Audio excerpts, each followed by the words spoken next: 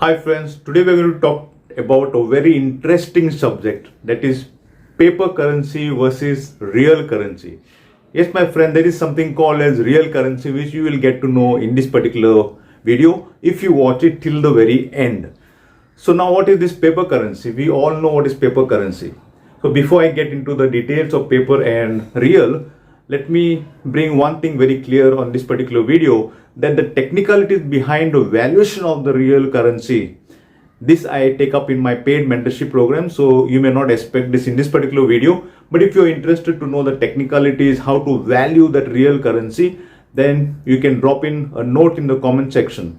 And of course, if you're interested in knowing this and if you have gained value from this, please subscribe and please share it to as many people as possible so that they get awareness about paper currency versus the real currency, and they can benefit by knowing this aspect so that they can invest wisely.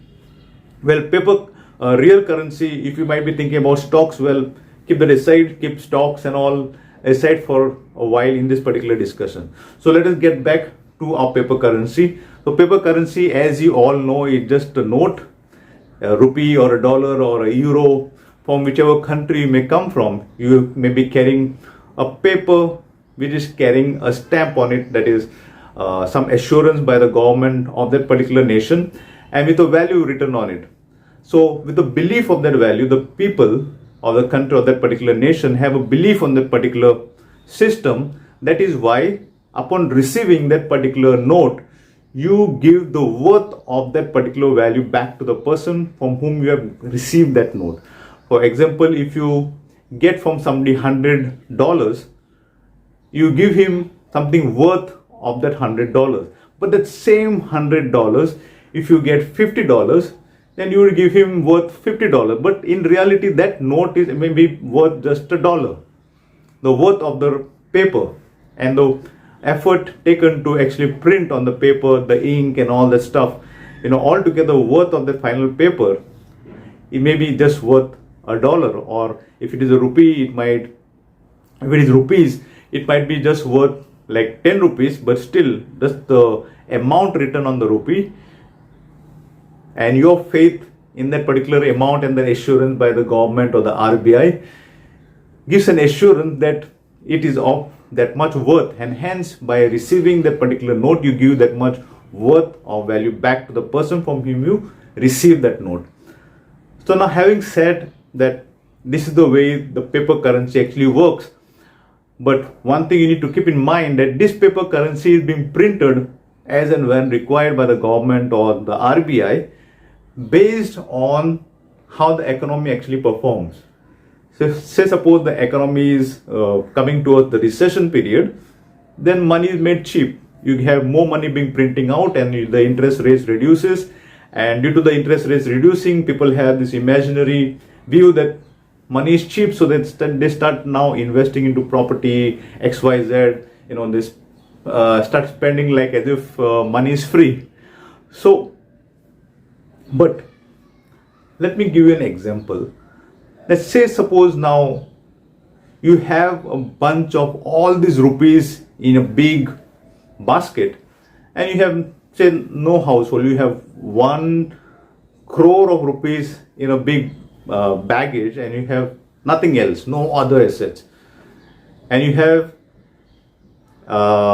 certainly on one fine year you decide that I will give this 1 crore to somebody, and you say I will get a house, or you may get a whatever crop or whatever stuff, and in that particular year the faith on the currency is lost. Then what would happen? There is no real value, all gone. Like you have, say suppose a demonetization comes and all that currency, whatever you have actually stored in your baggage, is all wiped out, isn't it? There is no real value of the paper. Well, if you are holding in a digital form, then well, you're safe when it comes to demonetization. But the real worth of it has to be backed up by something which is worthwhile, isn't it? By taking all the currency available in the nation, by selling all the stocks, by selling all the real estate, you produce this huge pile of cash, and then you go to the government and tell me, give me that much worth of items, of crops, the basic necessity is what most of us need to be secured with, right? If I go with all the currency to the government, do you think that that much equal amount of crop or goods the government would return back to the people? That is the basic aspect, right? So maybe when all the currency goes to the government and we asked for the crop or grains or whatever, the cost of all those crops and grains will suddenly shoot up. The government will say, give me all the money and I will give you whatever I have. But is that really worth it? Maybe you would not get that much crop to sustain you for a long period of time. So I hope this has been clear with respect to the paper currency, which is the fiat currency, fake money, whatever you might call it. That's the term which is being used in the internet media. Now let's go and see what is real currency. Way back, even before the establishment of the paper currency or the establishment of the dollar, there was this barter system which we all are aware of. I'm sure there is nobody who is not aware of the barter system. It has been taught in school. But nevertheless, if you're not aware, just to touch upon the barter system, it's an exchange of like if you have cattle and you want apples, you give cattle to get apples. But this was supposed to be like very tedious process. It is too expensive to maintain this process, because say suppose you want to leave the particular state and go to another state, you can't expect to sell all your cattle for all bunch of apples and go in a bullock cart and go to another state, right? It is too taxing. It is just not feasible to leave the particular country with carrying bunch of huge amount of stuff with you to go to another nation. It will cost you even more in that particular sense. So then eventually people thought this is too tedious, it is too taxing, so let us invent a new system wherein they came up with maybe nickel, back then maybe copper, in some of the nations, and this copper and nickel was exchanged for some particular value. And of course copper and nickel is having its own preserved value because it is being used in various industries and it denotes some particular worth depending on the amount of kgs or grams it actually has. So eventually what people realize is that copper and nickel they kind of are subjected to wear and tear. I mean, they are subjected to certain kind of they get tarnished or things like that if they come with respect with contact to the atmosphere. So then they said, let us go to the gold standard. So the gold, as you know, is untarnished. The shine is maintained for a long period of time, and hence a lot of countries around the globe started using gold as a medium of exchange. And when it comes to a smaller denomination, people were using the silver. When it came to the huge denomination, when it came to a huge worth of transaction, people used to use gold. Otherwise, for small transactions, silver coins were used. So that is the way the monetary system actually evolved, and then people started using gold. And then in 1970, the Nixon government, or that the president of the United States actually said to devalue, to demonetize. As a matter of fact, they took all the gold from all the people and said, this gold, we will keep the gold and we will give you a note, a receipt kind of a thing, saying that I have received your gold and this is the receipt you hold. In exchange of this receipt, you will get that much worth of goods. But eventually, as a period passed by, this so-called backing of gold was actually removed in 1970. So with the backing being being removed, people forgot, right? I mean, they didn't even realize that actually the government has taken away the gold, and the note which is now circulating is the dollar, which has just an assurance by the government, but no backing in terms of the gold whichever was actually confiscated in the past. I'm sorry, I hope nobody catches me by using these words, confiscation and things like that, but I'm just being pretty straightforward.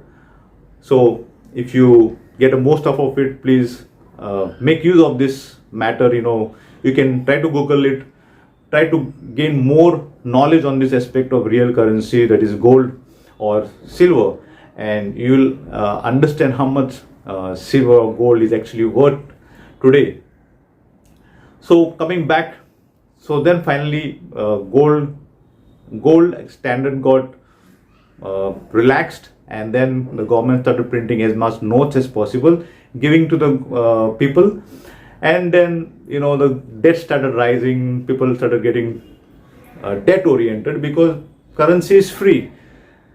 But nevertheless, if the nation is not backed up with sufficient farming and things to produce for itself, for the people, then what is the use of the currency, isn't it? You're just printing currency without having a backing or having the basic necessity being fulfilled by the same nation for the people of the nation. Without, India is, for a matter of fact, 50% agriculture. So at the moment, India is in a good position with respect to the produce being produced by the nation and the fake currency, whatever is floating. And some of the nations, of course, some other developing nations are in a good position with respect to the produce it is producing and the currency whichever is holding. To hold this real currency, which is gold and silver, is becoming very crucial in this particular moment in the history.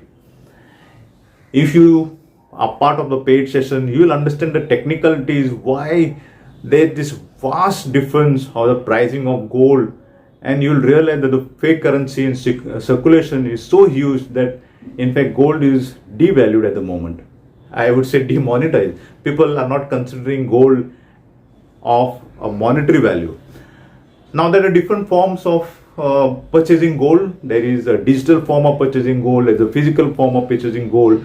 Well, watch my subsequent video, subscribe so that you don't miss my subsequent video on wherein I will cover the different angles or different avenues wherein you can actually purchase gold and what are the advantages or disadvantages of each of these avenues, so that you can make the best of each of these avenues for your future, for your family's future, because times are tough.